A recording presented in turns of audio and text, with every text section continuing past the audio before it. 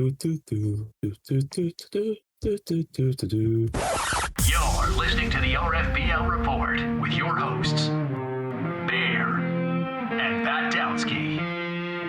I only realised when I was up in Wolverhampton, the New Forest owner is an absolute cuck. Truly, the rich get richer. Juice, because I only drink juice. We got some typical Peking bullshit. Here comes 5th place New Forest. He's cagey, he gets on base, he's a consummate pro. Warning, things are about to get weird.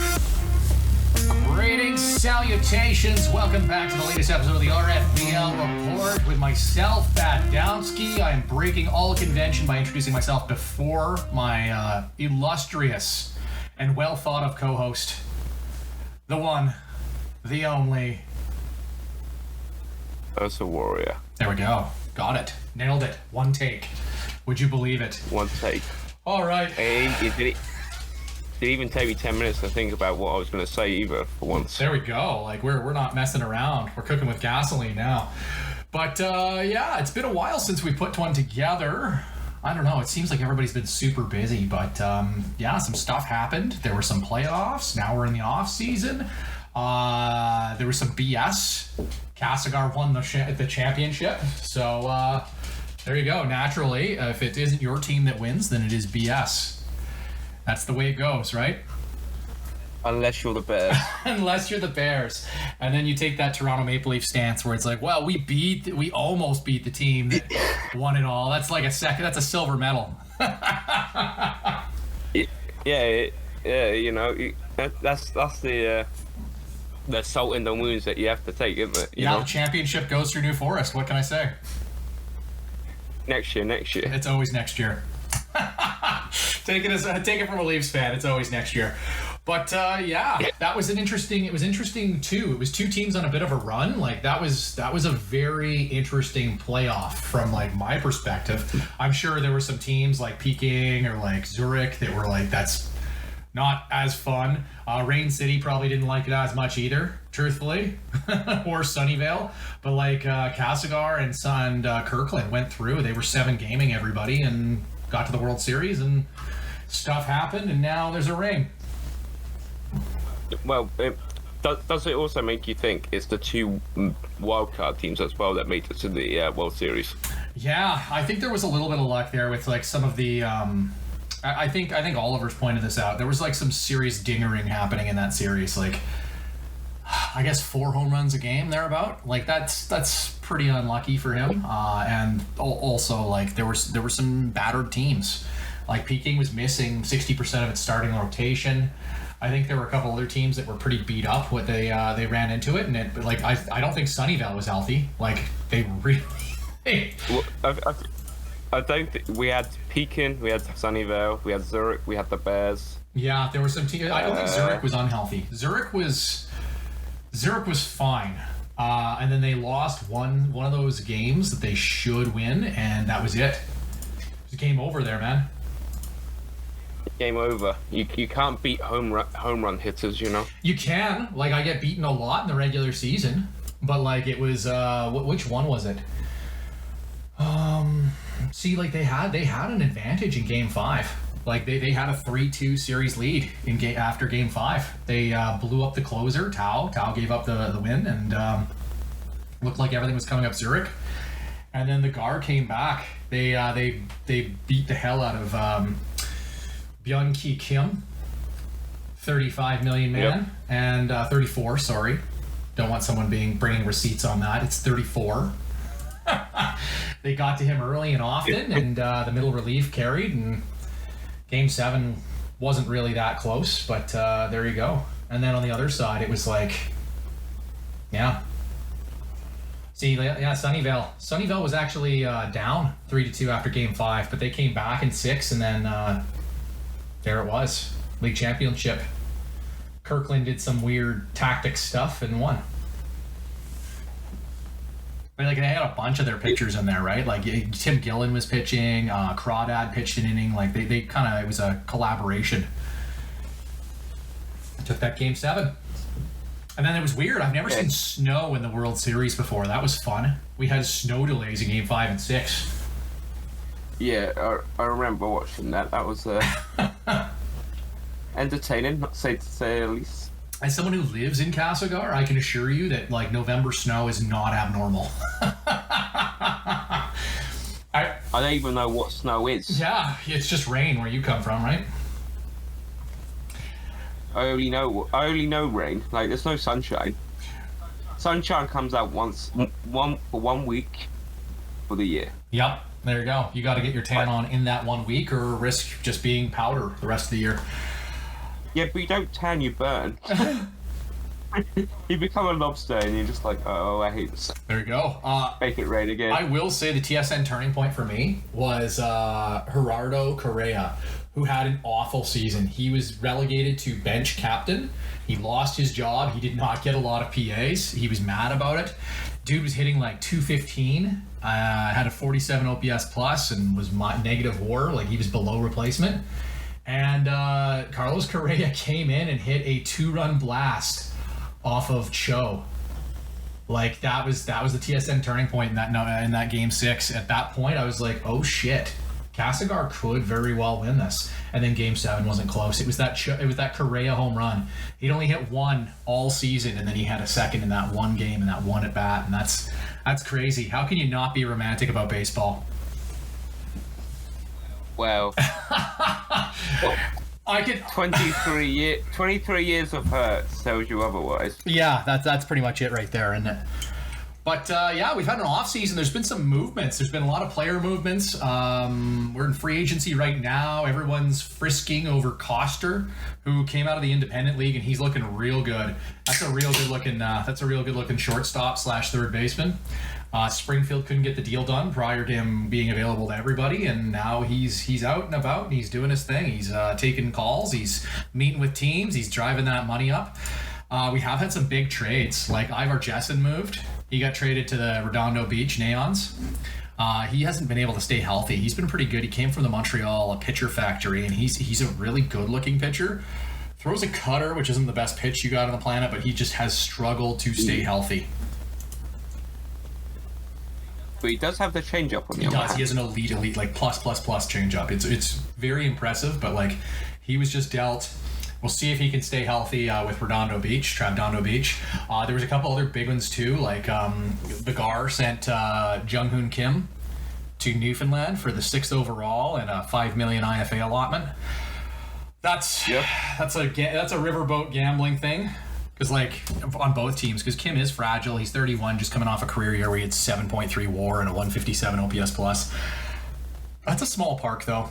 If he's healthy, I imagine he'll hit. Like, doesn't he also have like 2 years of arbitration left, or 1 year? He's got 1 year after this. He got traded after he got his ARB award, but I think he got awarded $12 million, and I think he's projected for 2024 next year. So, like, there's plenty of time to see if the jury is, like, if he's Jose Bautista. If Jung-Hoon Kim is Jose Bautista, then you're laughing. You try and make that deal fit your budget. If he's a one-hit wonder and he's just a good starting outfielder instead of a great one, that sucks a little bit. But, like, the thing is, you're not getting any. The GAR isn't getting anything for sure. Like, this draft, there's if I were to say there's about four guys that look good so far. It could get deeper. Like, we haven't even had the draft class announced yet. So, like, there are a few prospects that look up for grabs, but they're very long range. And then an IFA allotment. We'll see what happens with that. I'm a big fan of IFA, let me tell you. Yeah, I like rolling the dice on them, but, like, it's far from certain. It's like I'm just starting to see some returns on guys that I signed, right? Like, whereas on the other hand, I've got a lot from IFAs. I have too. Like, Danny Alvarez was an IFA that I used. Superfly McManamy was another one. Like, these are guys that were, like, good IFAs for me. Yalmar Gade played for me in the playoffs this year. He had a 155 OPS plus in 15 playoff games. Like, he raked the hell out of that ball. And that was a guy that I signed in international free agency 7 seasons ago. So, like, you can get value. You can get good players. Alex Evelyn, my catcher, I signed him 15 years ago. Like, he's 30 years old. I signed him 15 years ago. So, like, these are very long distance. Like, that's not going to help Castlegar this year or next. It's like someone's going to come up 10 years from now and be an effective player. Yeah, it's like my example was like Big Ben Harness, you know. IFA, Rhett Dipros. That was another IFA. classic IFA. For me, Tony Rodriguez was another one that pitched in the playoffs essentially, and I signed him 38, so 6 seasons ago. And then I've also got Steve Paywet Evans. You know? There you go. See, like IFA can help, but you have to be patient. It takes a long time for these guys to make it through. You don't need patience, mate. I chucked Big Ben in like at 21, you know. 20. Yeah, it was interesting. Bun moved. Joseph Martin, the first baseman that couldn't. Like, what a weird player. He got traded for a third and a fifth. I don't know. I really like Bun. I think Bun's he's great. He gets on base. What more do you want? He gets on base and he runs. He's mad dash. Like, that's a... I'm a big fan of the on base percentage and the average, you know. This is a Bear player, man. He steals bases. Steals bases, he gets on base, you know. He had a bad year last year, and he had a 356 OBP. Like, that's pretty good. That's real good. Like, yeah, he's pretty good. We'll see what he does with those power alleys in Halifax, but like, he had 30 stolen bases last year. He only played half the season. He's had 70 steals, just 2 years removed from 70 stolen base with a 414 OBP and 110 walks. Like, that is some power there. Well, the thing is that like, he gets overlooked a lot. I think that comes from he genuinely struggles versus lefties, and he's a first baseman with no power.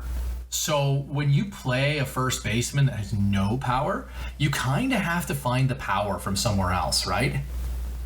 Because like, that's usually you put you put a fat dude. You put a fat dude at first base.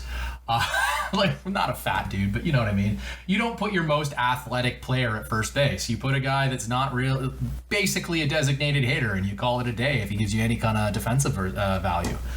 So like, Bun being a guy that's not this big, thick hitter, but instead like a kind of speedy boy with a good eye, super weird. But I'm all for it. Fun. He's got a good nickname. He's good. Also, the fact I don't think Halifax have to play the Monkeys anymore. No, they don't. Not often. So the 5 left-handed pitcher lineup that Halifax would use to face. Yeah. Much easier for Halifax now. A few more right-handers. Yeah. Well, I will note they did pick up another right-hander. They got Takafumi Hirota from Kirkland. That was a big move. Takafumi Hirota is a very strong player. This is a big one. He signed an extension too. He's going to be in Halifax a long time. But like, look at those numbers. Like, this is a guy who basically has a bun contact eye, but can actually smack the piss out of the ball. Like, he's got 60 home run power. He's not the best defensively. If he can play third base though and still be a 149 OPS plus guy with a 400 OBP, you're laughing. You take that every day. He's not so inept in the field that he cannot play the field at third base. He can. I think that he will eventually have to play first, but again, that's an elite bat. It's at a good price point. Like, you got him at 21.75 and then just straight into the seasons at 28.5. That's tidy business. I'd also note he was very strong in the postseason. He had he was generating a lot of Kirkland's offense early on. He was also the league divisional series MVP. So like, this is a guy that's been through some playoff battles this just most recently and has come out on top. So he's a good player. The cost though is high. Like, I know a lot of people don't love Robert Aguirre anymore, but like, he's a pretty quality stopgap third baseman. He's got some splits issues, but he's a captain. He's a quality pro. He plays good defense. He can be about a league average hitter. He makes some contact. He doesn't have the normal power you're looking for there, and he doesn't walk, but like, he can be a quality veteran. He's won a Rookie of the Year. He's won a Gold Glove. He's been an All-Star. That's kind of cap ballast or salary ballast, especially at his amount, which is like what Hirota is going to be making. But he's a good player. You can't go that far without talking about Leon Breen. I think he is the only legitimate shortstop prospect, this charisma guy. He is bucking the expectation because he signed with Halifax. When the hell did he sign there? Yeah, 2040. So it's been 4 years. He's not even 19 yet. He's very close. He's not even 20 yet. Very close to 20, but he's not there yet. He's a month away. He's playing Double A. He's only gotten better defensively. He's very advanced already. Like he's got better hitting attributes than a lot of the glove first shortstops in the league. And not that he's going to play immediately with Kirkland, but that's a very significant piece. There's not a lot of great shortstops coming into the league. You had Coster. That's why everyone's fighting over Coster, because he's so much upside at a position that's hard to fill with somebody with significant offensive upside. Especially like you're looking like some of the all-timers are starting to fade. Those players are going to leave, and then something's going to have to step up, or else it's just going to be a very soft position league-wide. And I think Leon Breen is probably set up to be the best shortstop in the league very soon. It's gone from very much a very heavy shortstop league where there was quite a lot of very good shortstops, and now it's a very weak position where you're scrambling to find that shortstop. Like, Yeah. because there's not many very good defensively good shortstops, let alone having one that's good offensively and defensively. Well, you got a lot of glove cucks floating around, right? Like there's a bunch of glove cucks floating. But there's not many. There's not as many as it used to be. Yeah, it's fair. Like it seemed like everybody had a glove cuck before, but now it's like there's a couple. Like Carlos Barada, I think, is a free agent, and he's one of those guys. Nothing offensively, 50, 60 OPS plus, and then just like 20 zone rating. Like could be entering into a different meta. Yeah, because it used to be very heavy shortstop, and I'm trying to remember what the position that was weak. I think it was like third base. It was quite weak. Yeah. If I remember. Yeah, it still is a bit. Like there's like 10, 12 good third basemen. I mean, it's much more than it used to be. It used to be only like 2, and you're just like... Yeah, like Danny Alvarez used to be a top 3 third baseman, and his offense fell off a cliff, right? And he was still like, oh, dude's that good defensively, and he's 110 OPS plus. Okay, top 3 third baseman. it was like Mustard Man French. Oh yeah. Him and one other, and if you didn't have one of them, you're just like, what do I do for third base? I'll just get someone that's got an arm. I was running out, like, I got a Napolio award winner out of that, just being like, I don't know, he's got an arm. Maybe he can hit. Higashi. Yeah, so like third base is gone there. Catcher is pretty soft right now. So there's a few positions where we had some legacy players hanging around and now they're gone. And those are definitely weaker positions. We'll see what kind of talent comes through in the immediate future, but on to this, like Leon Breen at shortstop is a massive get for Kirkland. I really like Toyama. One of the pitchers he got. The guy looks about ready to perform now. He's 24. He was drafted a little bit. I don't think he was drafted young. Yeah, he was drafted at 21, so he was a college player. But he has come along very nice. He was traded again from the Expos pitching factory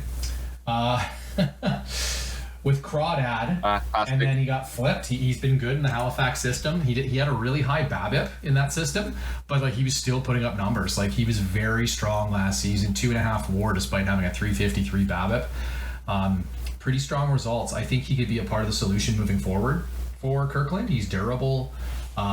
Just gets a little bit more control, or that changeup comes around a little bit further, and he could be a really quality number 4 starter. I think that's a nice get. Mario Flores, I'm not as high on, but like he could be fun. the thing with Toyama is his main pitch is the cutter. Mm-hmm. However, on the contrast, he has a slider and a changeup, which Those are very good pitches. makes him a lot tastier as a pitcher, despite the cutter. Yeah, the cutter gives you some splits. Like I think it helps you versus lefties. I could have that backwards, but like that's an element there, is that helps keep his splits a little neutral, because the slider is a very splitty pitch, I believe. So he's got a cutter to work on lefties. He's got a slider to wipe out righties. It's got that changeup coming along that you can throw to both sides. Like that's a nice get. Flores is a guy that I think is, you know what, he's got 3 viable pitches even without that change. You really want that changeup to maximize the stuff, But like, he could be a rubber arm back the rotation guy with that control. Even if that changeup doesn't move a lot, 5 pitches, 3 of them good, with some good control. Throws left as well. So like, you get a lefty in there, like that's a nice get too. Like, I think Kirkland picked up a couple guys that could slot 3 to 5 in his rotation, and the best shortstop prospect by a lot. I think with Flores though, you want his changeup to come up slightly to make the forkball like slightly useful. That's fair. Because I think we were discussing sort of like, had a small discussion about it the other day about pitches and what's good and what's not so good. And the forkball is one of those where it gets better with the more pitches you have available at your disposal. Oh, for sure. Yeah, and he's got the fastball, right? Like, he's got a fastball slider combination, and the forkball's his third offering. I think that can work, especially because he's got that off-speed stuff. Like, the changeup and curveball aren't good, but they're there to keep the hitters off balance. Like, I think he's a power fly ball guy unless the changeup curveball. Like, if the changeup develops, it's going to be funny because he's going to be throwing like that hard rising fastball and then complementing it with like some wipeout stuff and like a real nasty changeup. So I think that's a fun player. I think that's we'll see where he goes, but like that's a solid get. He's a big guy, he throws hard. I probably wouldn't deal with him in my park. Just because he's lefty, he's going to face a lot of righties, right-handers hit it harder. But like, I think in the Kirkland field, I think he could be a useful player. I think he could be fun. I like the fact he's a lefty as well. I'm a big fan of lefties. Gives him a little bit of extra value. I think it's a good trade for both parties. Halifax gets like an elite hitter to try to reign supreme, because like Newfoundland's coming up, Cape Breton's coming up. He's in a division with Sunnyvale now. Like, that division looks like it could be a bloodbath. Like, you've got the... I think it's by far one of the hardest divisions in the league. Oh, shit, yeah. We realigned. We realigned since the last time we spoke. Yeah, so now we've got 3 divisions of league, 4 teams in each division. You'll play your own division, 14 times, then you'll play the others 10 each, and then it changes the home road? Something along those lines. Like, you're going to play... I think it's 14 against one division, 10 against the other, and then the other side, you play them 4 times. Yeah. It's not like it's getting a little bit more like some MLB style here, but we realigned the divisions. Now we have, for the VL, it's split between the Atlantic, the European, and the Asian division. I think it's going to be interesting because it will affect the time zones when games are being played and stuff. It'll change that a little bit. So you got less teams that are like playing in the middle of the night because they're playing from Beijing to Castlegar or something. Like, It'll be a little different that way, but you have the Atlantic Division has Sunnyvale, Halifax, Cape Breton, Newfoundland. You've got European Division with Zurich, New Forest, Isle of Man, Kyiv. Then you have the Asian Division with Peking, Pyongyang. It says New Jersey, but it's Shanghai. It's no longer New Jersey. And then you've got Beijing with their new dumb rebrand, the Bernadoodles. At least it doesn't change where the team goes, so like, consideration there. But you've got that for the VL, and then for the CL, you've got in the Pacific, Castlegar, Kirkland, LA, Travdondo Beach. Central is Rain City, who I think is relocating. I think they're going to Thunder Bay. I think they're going to Thunder Bay. Just has much smaller market. Have fun. Springfield, Minneapolis, and Hannibal. And then you've got the Eastern Division with Kitchener, Montreal, Wuhan, and Motor City. Oh, sorry, Wuhan changed to Chicago. They rebranded as well. They relocated and rebranded. Chicago Sloths. So, you've had some movement. You've had some rebranding. You've had some divisions swapping around. I'm interested to see what the new branding for the Bitch Pigeons will be. Rain City. Interesting. We haven't seen that new branding come along yet. But, fun. Realignment can be fun. New rivalries formed. Who knows where it's going to go? I have historically struggled playing Travdondo, so them sticking to me like a bad smell is not the most fun for me, but... I get 3 of my favorite people. Yeah, it's going to be good. I know you're really upset to be facing 2 rebuilding clubs. Yeah, the other men are coming... Iron Man and Kiev are coming close. Yeah, they're looking to make some additions. I think Kiev's trying to make some additions this offseason with some free agents and being able to insulate that youth a little bit. It should be interesting to see. But we got a second part to this, I guess. We just kind of gave a little bit of a roundup there. We talked a little bit of the movements, the trades. We'll see where things are going in the near future as well. But let's talk about the past a little bit. Let's get some people riled up, because we're going to examine the top 10 shortstops in RFBL history. We're now in 2044. We've been playing since 2020, so we've done 25 seasons. I want to say 25 seasons, 24 seasons. 23 now, isn't it? 23, or is it 24? I think it's 24, because we did 2020, right? So you count from 2020 to 2043. Is that not 24 seasons? I think it's 24 then. Yeah. But there you go. We had 24 seasons. We've had some players come in. We've had some players retire. We've had some players succeed and fail. And let's talk about. So we already did catchers. I don't think the catchers list has changed, truthfully. Like Gator Visario had an okay season. I think Azeev is maybe close to breaking through in number 10. But like our catchers list has largely stayed relevant. Let's talk some shortstops. You say ours quite generously. I'm not gonna lie to you. It stayed kind of relevant. So let's talk shortstops, man. Let's talk shortstops. See who came up, who was great, who. Yeah, we're only going to talk about the good ones. So I want to give some honorable mentions. Go on, man. Okay, cool. You're gonna like this one. I think Harry Hay deserves an honorable mention. Bless up Harry Hay. Castlegar legend, LA Blazer legend, Newfoundland legend, Sunnyvale legend. I wouldn't go that far, mate. Hey, I found him. He was a chimney sweep in London, and then we found him and signed him. Well. Yeah, I guess. Consummate pro Harry Hay. Harry Hay has been around forever. He has not retired as of yet, but he had 29.4 WAR across his career. He's a bit of an accumulator. It's super interesting because hasn't been much above average all that often in his career.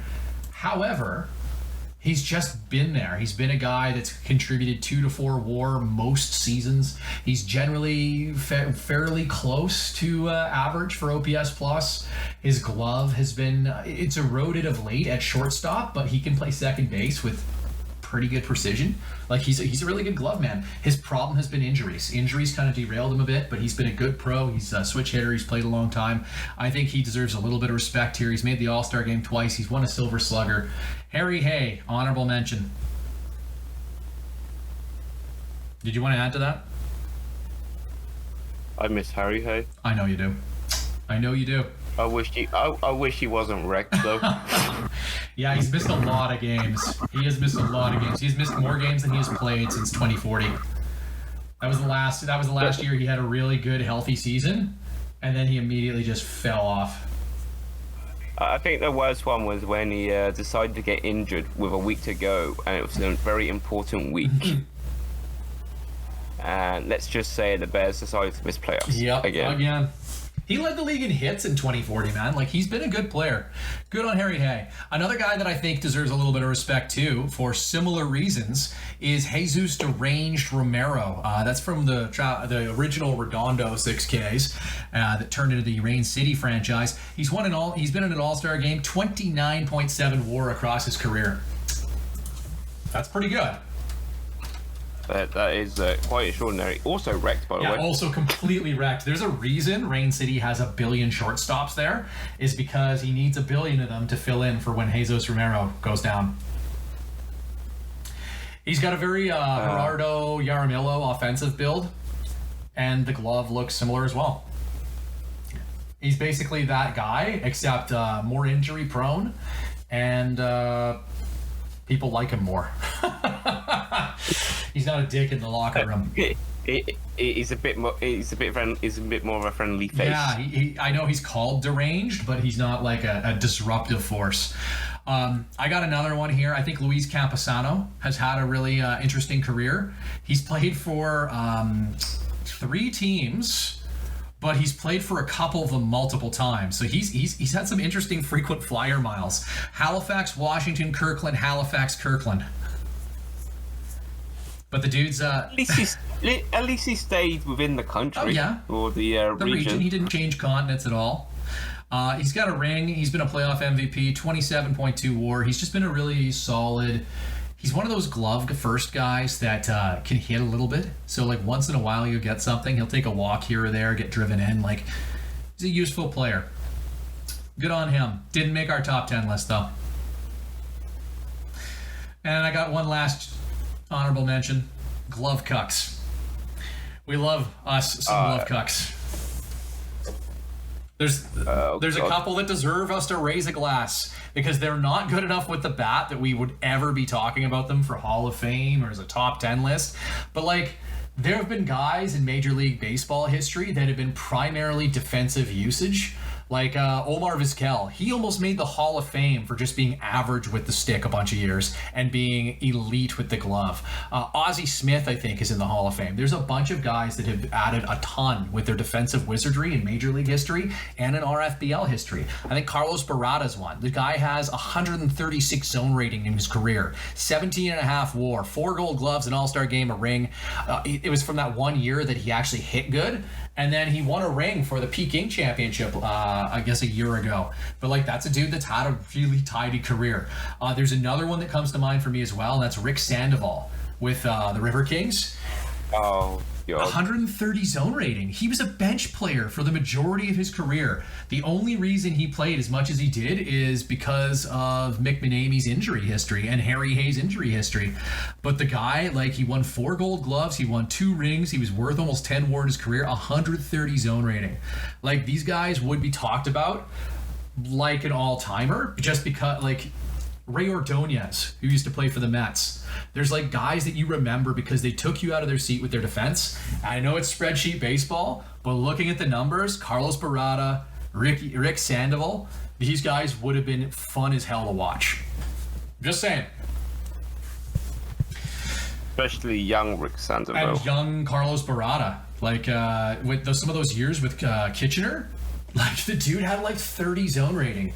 He was saving Kitchener like 30 runs. Zabby was just running a bunch of ground ball guys and hoping Barada would hoover up 1 billion runs. Like, it was effective. It was interesting, but it worked. So like, good on them. Do you want to get to the list? Do you want to start with the 1? Or the 10? Oh, yeah. The 10, I mean, because it's going to get more controversial as we go. Are you preparing for the abuse you're gonna get? Oh, of course I am. I am as prepared as I'm going to be. Right, so number 10 is Danny McLaughlin. Yeah, Danny McLaughlin. He played for Washington. He was genned there in 2026, I want to say. He was traded to the Neons for Eamon Tavidgridis, Dave Hall, and probably a pick. He retired in 37, but he had a distinguished career. He was actually not much of a glove man, but he routinely raked the ball. He was very good. Shorts. He had a Silver Slugger. He had a Gold Glove one time, 5-time All-Star, 33 career WAR. His peak probably 2026, I want to say, with Washington. He was worth 7.3 zone rating, 132 OPS plus. He had 27 dingers, 32 stolen bases, 8 WAR. Like, he was just a force. Like, Danny McLaughlin drove some of those Washington early successes. I think he was a big part of that, and he lands at number 10 on our list. Right. Did you play 9. much with Danny McLaughlin? Like, did you have to play him much? I played that Washington franchise a lot, and I hate Danny McLaughlin. I had to play against him when he was at Pyongyang. Yeah, it sucks. He was really good, and even when he converted, I think to third base, like, he was still an reasonably effective hitter. Fortunately, he wasn't so great at Pyongyang, though. Yeah, not so great, but hey. But playing against, I think I still had to play Washington a couple of times, and that was. Yeah. Hateful. Number 9. Number 9. I can't even read my own fucking handwriting. Robert McMenamy. Okay, Robert Superfly McManamy. That's a Sunnyvale legend, Soviet legend. But he played for Castlegar twice as well. He liked it so much he came back one time. 2-time Silver Slugger, 1-time Gold Glover, 2-time All-Star Game, won 3 championship rings, 2 with the Gar, 1 with Sunnyvale. He was a playoff MVP, and he was 34.8 WAR. This was a guy that was he was an international free agent back in like 24. He retired actually this offseason. He retired just before the winter meetings. Yep. But like he was a guy that combined contact skills and elite defense. He was another one of those guys that kind of got run down by injuries a bit. He played second base a bit with Sunnyvale as a result, but I believe. And he early on provided a lot of value with the glove. Like his peak was back in 32. He had 15.9 zone rating. I think that's when he got his gold glove. Dude had 43 doubles. Like it was like a gap power kind of dude, a Bears kind of player. Still drove in 90 runs, 111 OPS plus, 5.7 WAR. Dude hit like 313 that year. So like he was a good hitter who was also great defensively. Injuries took their toll, and he just became a good hitter, good enough hitter as a middle infielder. He did something, Yeah, you know. he was somebody. I mean, it's more than some players, Absolutely. you know. When you look at Number 8, we're going to a retiree, a Hall of Famer even here. he's a Hall of Famer. I even checked. He started that from the Bears. Yes, he did. It's Kendrick Ackland. Kendrick Ackland, legendary player who liked to move around the Bears. He played for the Zootopia Zabbies, the first iteration of that franchise. The Neons, he played for the River Kings. He played for whatever Beijing was called at the time, and the Monkeys. He got around. Dude jetted in the league at age 30 with the Bears in 2020. So we lost like 5 years of his career. No, he started at the Bears, mate. It's 10. He would have been playing basically in utero. Yeah, he was a very weird player. Like he had very bad bat to ball skills. He struck out a lot, but he also was like elite gloveman. He could run, he could field, he could hit the ball for home runs. He had some power, he had some speed, he had good glove. He was a very interesting player. 29.1 WAR, couple gold gloves, few all-star games. His peak 2022, where he was a 5.9 WAR player, 146 OPS plus. He had deposit good zone rating. He had 17 steals, 21 homers, almost a 2020 man. Just a really effective player, and he was weird. The reason he slots where he does, he's a Hall of Famer. How is he 8? For me, it's because he played half his time at shortstop and half his time at third base. And I don't know that he's a pure shortstop like some of these guys. Like, It's definitely a short.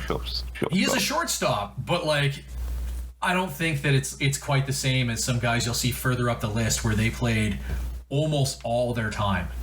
Right? Like, I mean, he didn't have a choice. I don't think he had a choice, to be fair. yeah, we missed his years where he would have played shortstop, like more years there. But yeah, I rated him a little bit lower because the seasons we didn't see.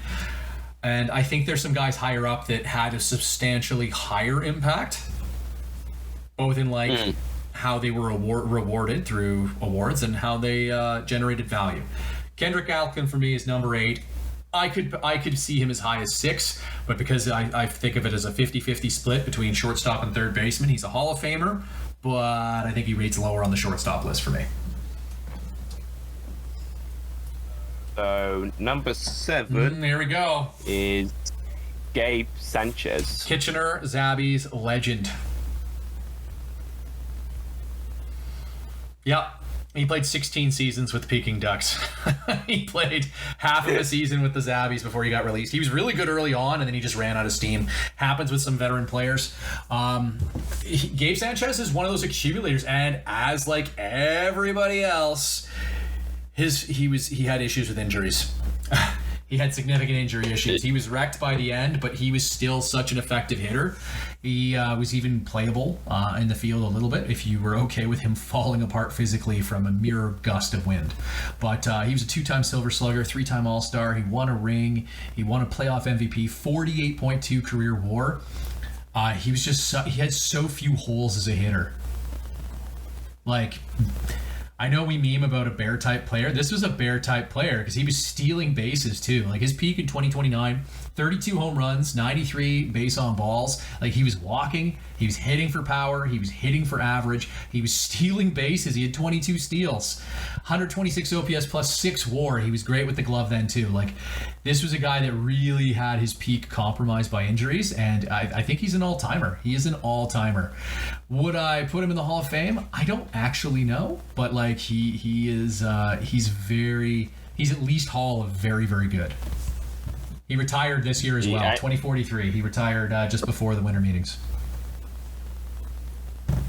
Yeah, I think it'd be very borderline if he makes it or not. I've got to get Xavier Turner out of there though. Because like if Xavier Turner is a Hall of Famer, Gabe Sanchez is. Too late, he's already in there now. Yeah, it's important. Everyone keeps garbage out, but they let Xavier Turner in. Good job. Number 6. Yeah. Unless you want to talk about Gabe Sanchez some more. I think he was a captain too. I think he was a captain too. Like he was like a quality leader for that Peking team. He was part of that original Peking BS, and hats off to him. He was a difficult player to play against all the time. Yeah, you had to endure him more than I did. Yeah. And if he wasn't hitting the ball, he was walking. It was like, oh, come on, fuck off, Gabe Sanchez. But just notice, he missed an entire season. Oh yeah, as well. He did. He would have played 17 years in Peking if he hadn't missed an entire season. Like his career was derailed by injuries, and yet he was still good enough. Well, you say derailed, but he played at least 100, 120 games for most of that Peking career. Yeah, like early on he was playing full seasons, but I mean like he started playing like not full seasons, right? Like 2034 he started missing about 30 games a season. About 2032 there was 30 games missed there, like 40 games missed there, and then 2034 was full. He's just having a time break, you know. 4th of July, you know. But if you look, get yourself injured. But look at that though. He missed more than one season, dude. Look, he missed 2033 as well. So he was 30. Yeah, I knew he missed 2033. He missed his age 31 season, and then he missed another season later on, didn't he? No, that was the only season, mate. But still, like that's huge. 31 is still a productive season. He was productive when he came back. Like he was at 110 OPS plus, almost 4 more. That's what I was pointing out at the beginning. Yeah. He missed his 31-year-old. Yeah, well, like he came back with some vengeance. He has an outside argument for the Hall of Fame. Like, if you look at Jaws, the average Hall of Fame shortstop is 38, and his is 40. If you look at standards, he's 45. Your average is 36. He's well below for monitor, gray ink, black ink, but like he was a good player. There is a argument to be made. I don't know that I subscribe to it, but there is an argument to be made that he is a Hall of Fame player. All right. And what is going to be said is you listen to Oliver and you follow suit. Pretty much. The next guy is an interesting one. He makes me think, you know the expression like the star that burns twice as bright, burns half as long? That means sweet fuck all to me, not going to lie to you, mate. Number 6.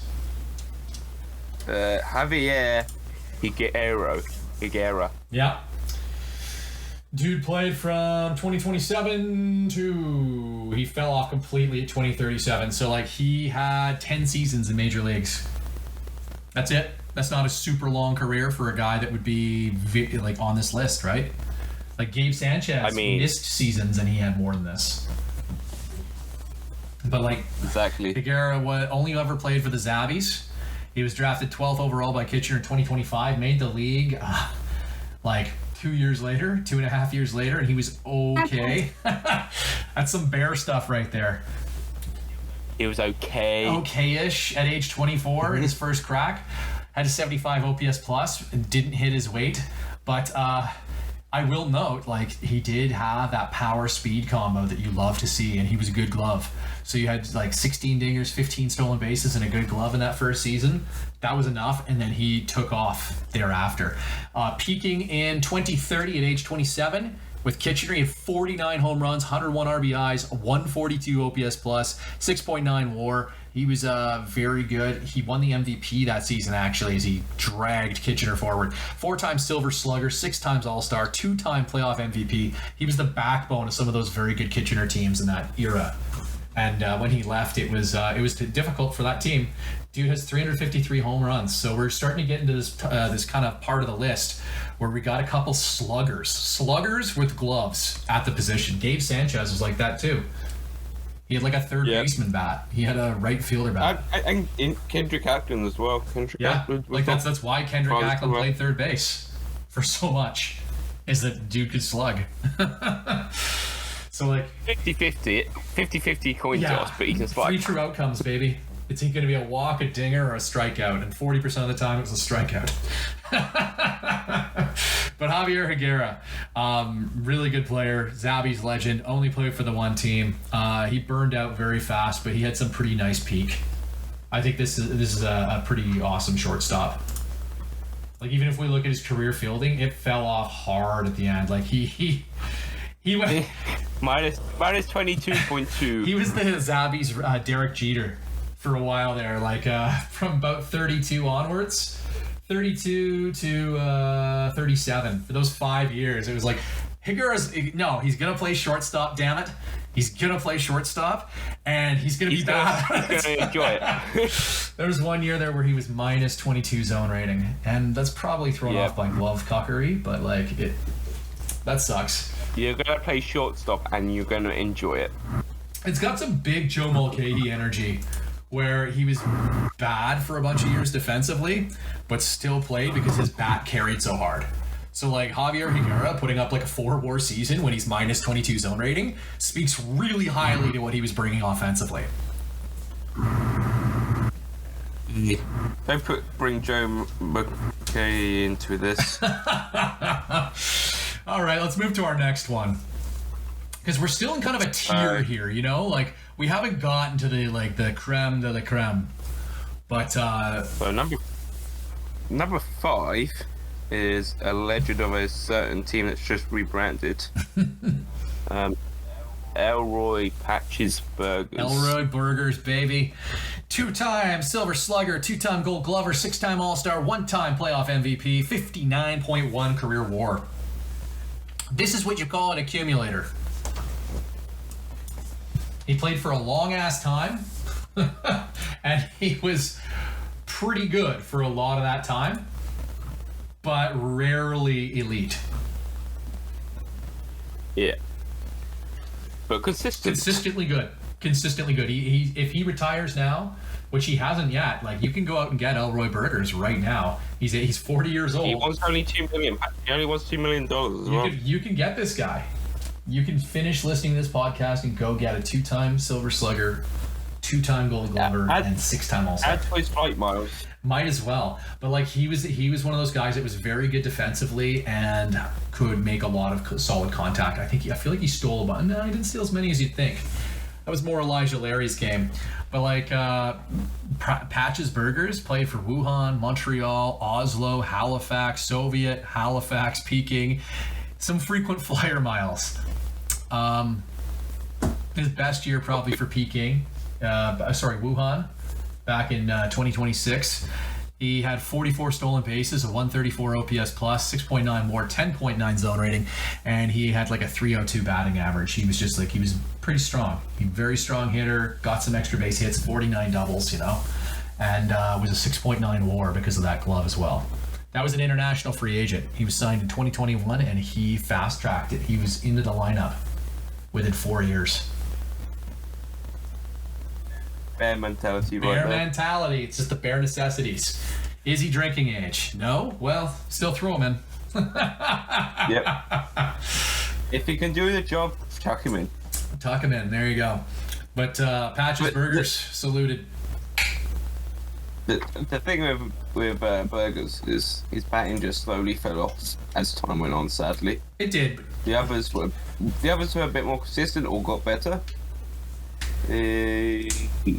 But Burgers, it went the other way, I guess. Yeah, but he had some resurgence in his mid 30s with Halifax. Like, He looked Yeah, but that's just Halifax bullshit. Everybody knows typical. Typical Halifax bullshit. But yeah, he did have an offensive resurgence at like 35, 36 with Halifax. It was just like, oh, cool. Alroy Burgers isn't washed. Okay. Not yet. Not yet. It's burger time.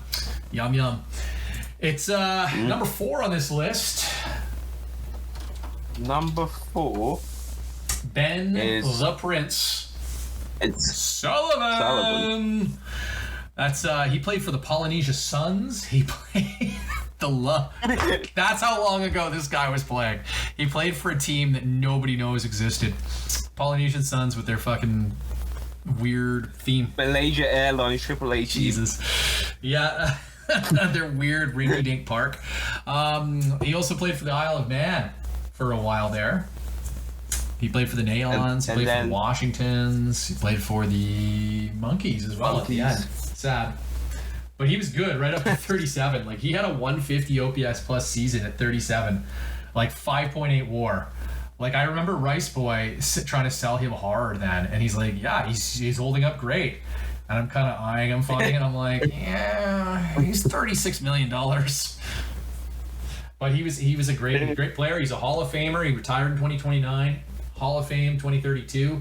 I think like first ballot there. Must have been. No? Maybe?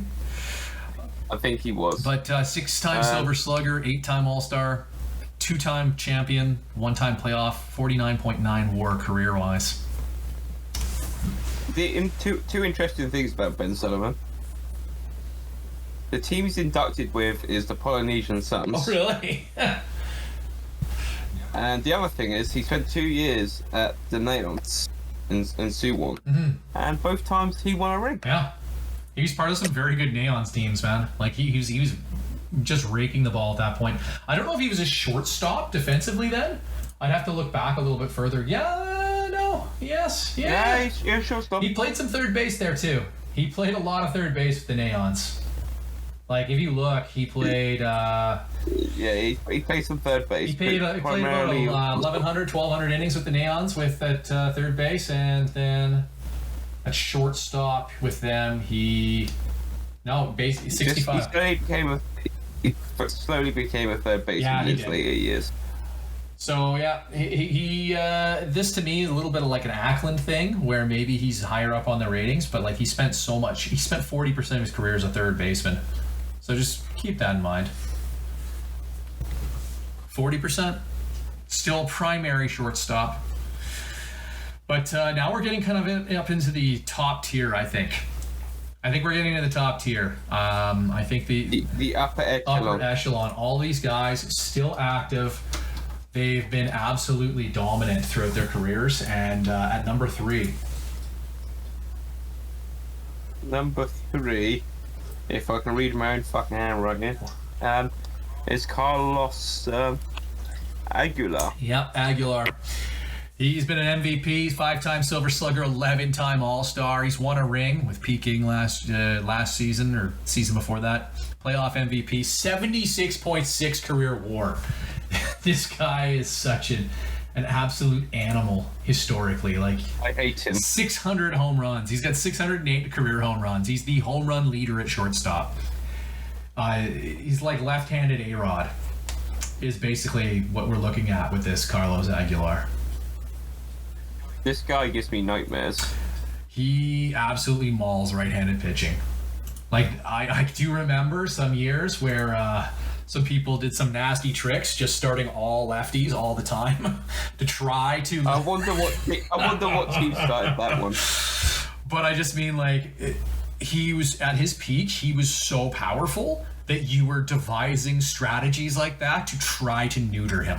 Like, that's how good this player was, is you looked at him and you're like, if I don't do something about this player's going to hit 8 dingers in a 3-game series against me, and I'm going to lose. Like, real talk.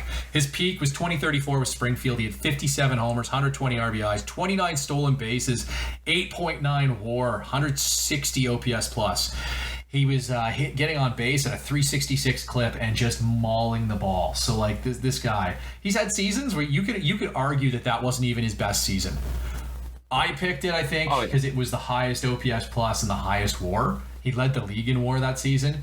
He had the highest slugging. He had the most home runs. Like, the guy was dominant that season. There was an argument that there are other seasons. Like 2040, he hit 61 home runs.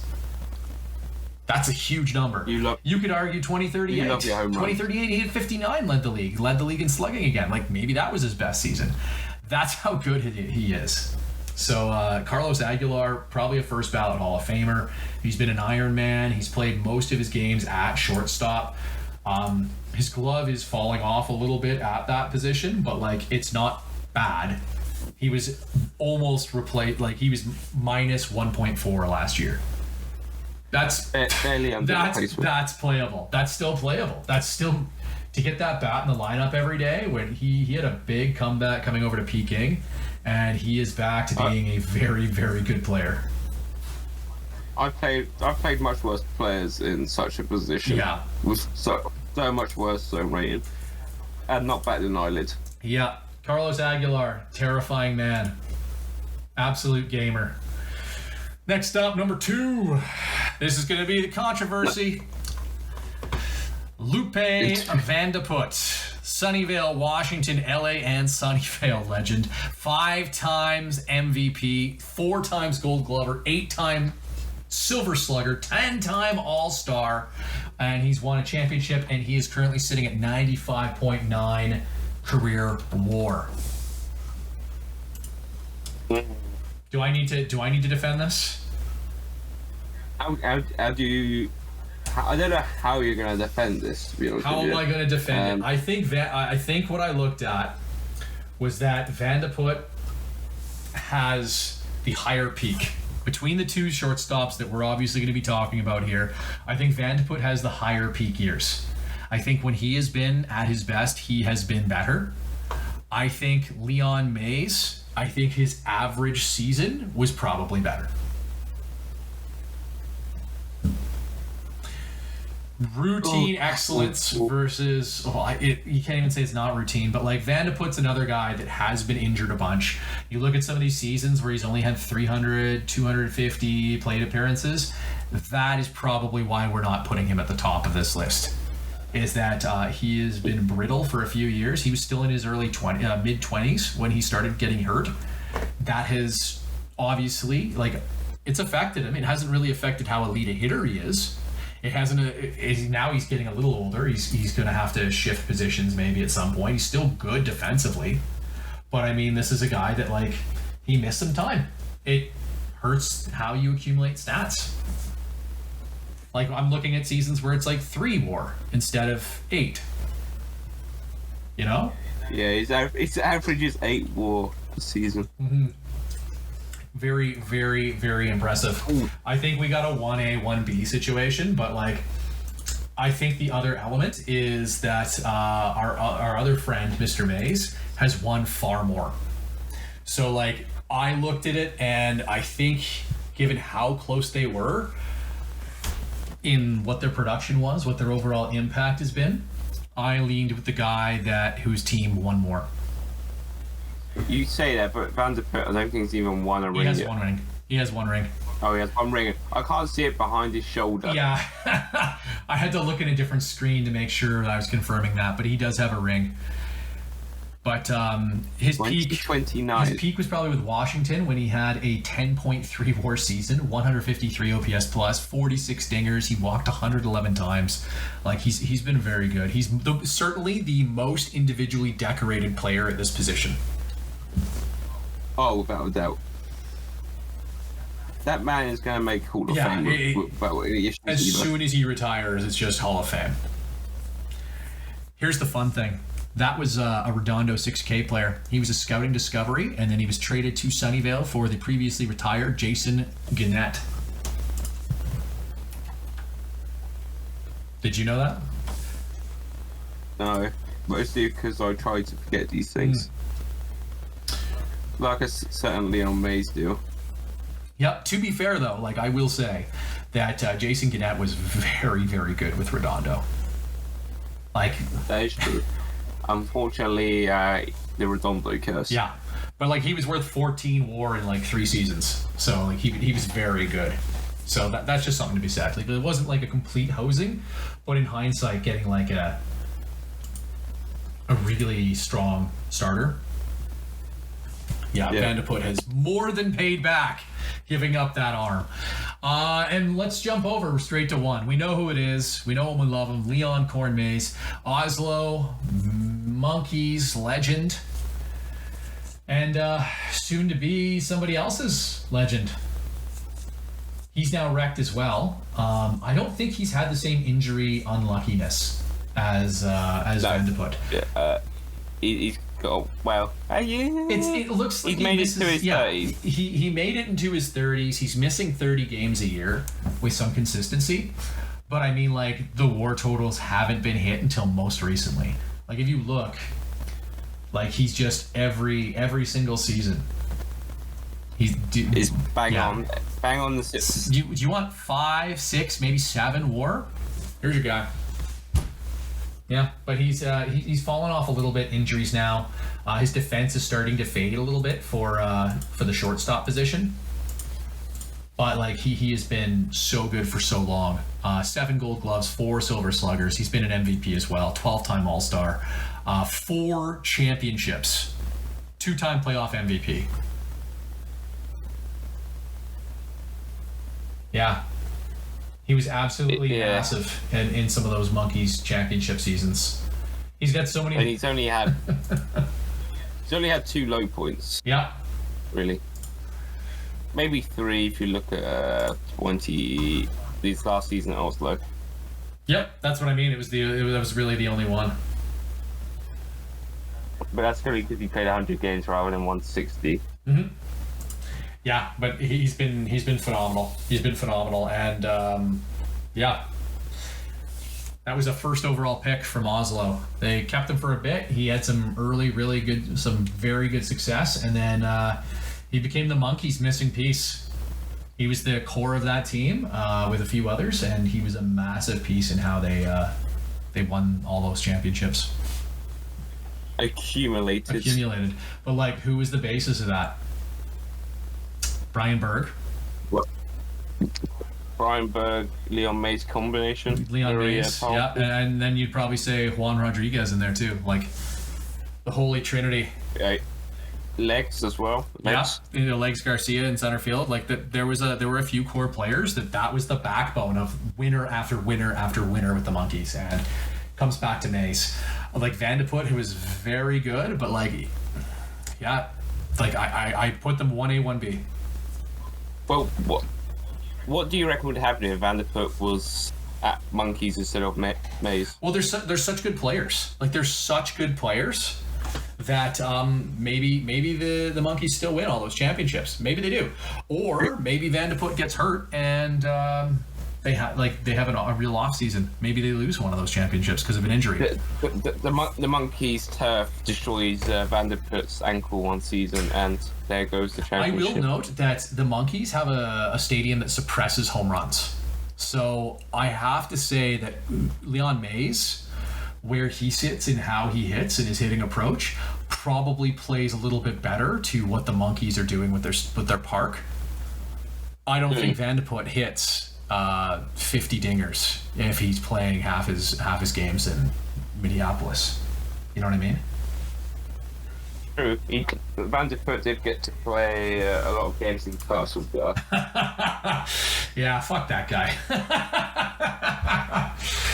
Like I there's no shit talking one of these guys. They're both like, these are the best 2 shortstops, and if you throw Carlos Aguilar in there, those are the best 3 shortstops this league has seen. These guys would be all-timers. They'd be first ballot Hall of Famers in the Major League Baseball environment. They're going to be the same here. Incredible. You have 1-1 at 3. There you go. I'm just trying to like balance it in my head. You have Vandeput at Washington who had the Castle Gar Stadium and the Kitchener Stadium. I think there's one other that's a matchbox of a stadium where you can just hit home runs for fun. Whereas on the other hand, you have Mays who got to play the Isle of Man for the last 20 years. Well, I'll say 20, 15. And then you had the 2, Kirkland's have been all right. Hannibal's had like problems until recently, and then Cape Breton, you know.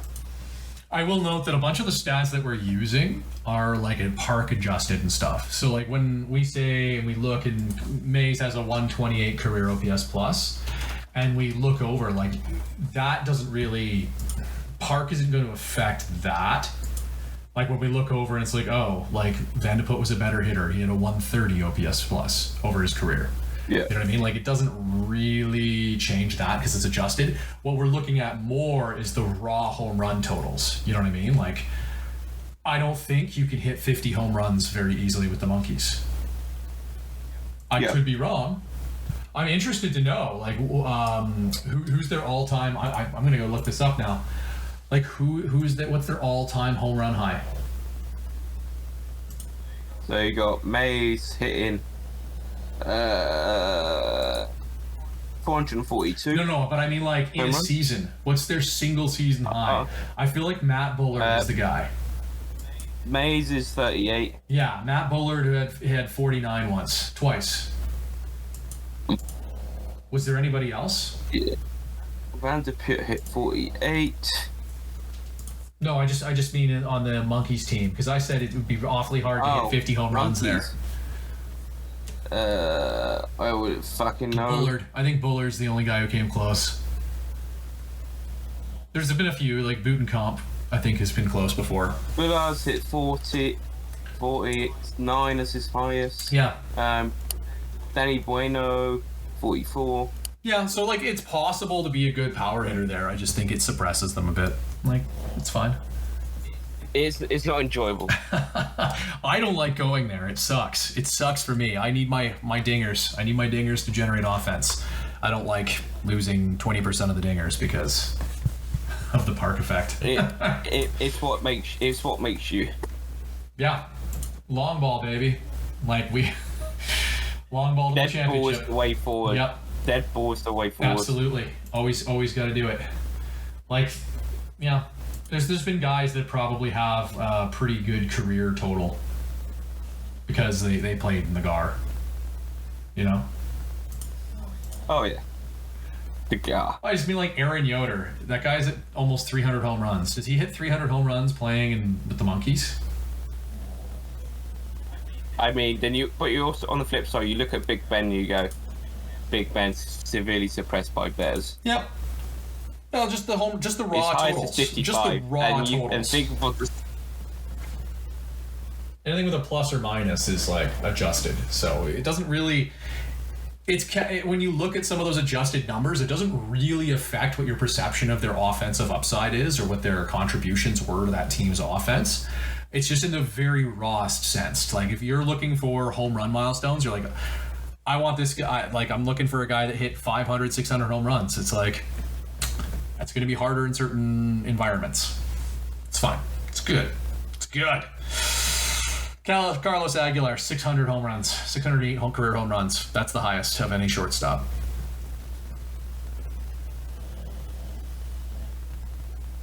All right. It's a good argument to have. We shall watch the arguments within the Discord We'll chat. watch it unfold. It'll be fun. But I think that's all we got. We talked a little bit about the reshuffling. We talked a little bit about what happened in the playoffs. We talked some of the big trades that have been happening, and then we took a run down memory lane here. The good old days, eh? The good old days when everyone ran a 70 defenseman shortstop that couldn't hit 50 OPS plus. Oh, the good old days. That used to be my shortstop and my center field.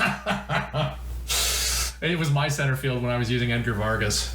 I can't remember what the bloke's name was, but he had like 80 outfield range, 75 error, 70 arm, 80 speed, and it's just like, yeah, he's just gonna sit in center field. Yep. I have no cares. It's nice to have. I think it's just Jacqueline. That's that guy now. But anyways. I think that's all we really have at the moment. Unless you had anything you wanted to throw some shade at anybody before we take off? I think I think the last words is. I think I need to check it though. The last 2 times that Castle Gar won the championship, haven't they beaten the Bears on the way through in the first round? Yeah, I think 2 out of the 3 times it's happened. We're not dealing with huge sample sizes here, bud. I know, but it's the pain that you have to think about. Yeah. Sad. I'm just, was it 2035, 2043, and what's the other one? 2029? 2021? I know it's 2029 is the Sunny Vales. Oh.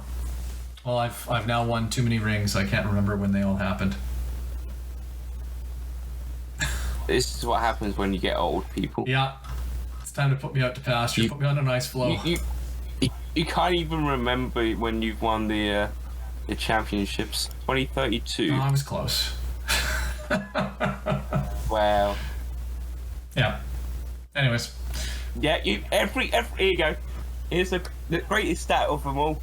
Every time Castle Gar won a ring, they've beaten the Bears by at least 3 games. Okay, there you go. Your stat of the day every time. They beat the Bears in the League Championship Series 4-1 in 2032. Okay. Castle Gar got on and won the ring. 2035, the Wildcard Series, Castle Gar beat the Bears 3-0. And then lastly, in 2043, Castle Gar met the Bears again in the Wildcard Series and won 3-0. Castle Gar go on to win the ring. I can't do this, man. There's your stat for the day. Oh shit. Imagine the pain I feel right now. I'm a Leafs fan. I get it all the time. Well, on that uplifting note, I think our next one will be a while as we're meeting in winter meetings shortly. I'll be there in. Let me have a look. It tells me on my phone, on the app. 35 hours. 35 hours. Holy crap. Well, yeah, gonna meet some people in real life. Some things will be done, some things will be said, I'm sure. And some people will be hurt. Someone's gonna get slapped over fantasy football. Just like the pros do it. Exactly like how the pros do it. If you've waded into over an hour of this, thank you for joining us as always. This has been the RFBL Report with Bear and Matt Downsky. To find out more about the RFBL, including stats and history, you can go to statsplus.net/RFBL. To find more episodes of the RFBL Report,